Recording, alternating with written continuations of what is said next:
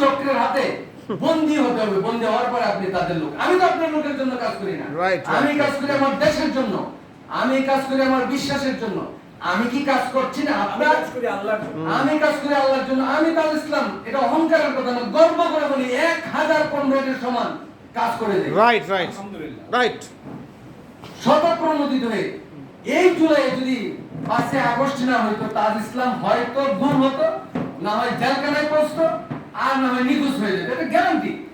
এমন কোন কাজ করি নাই জুলাইয়ের জন্য, জুলাইয়ের পক্ষে কাজ করি নাই। জুলাইয়ের পক্ষে কাজ করতে যে রেড মার্কে পড়ে গেছি। 5 আগস্ট আব্দুল আজম বলছে যে 2 তারিখে তারা দাঁড়িয়েছিল, 2 তারিখে আমি উপস্থিত হতে পারি, 3 তারিখে প্রেস ক্লাবে দাঁড়িয়েছি, কেউ বলে নাই আমি গেছি। তো প্রেস ক্লাবে যাওয়া মানে কি?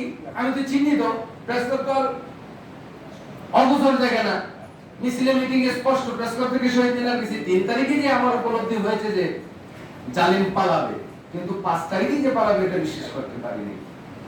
কথা বলার অনেক ছিল, এই কথা বলতে গেলে হয়তো অগোছালো হয়ে যায়।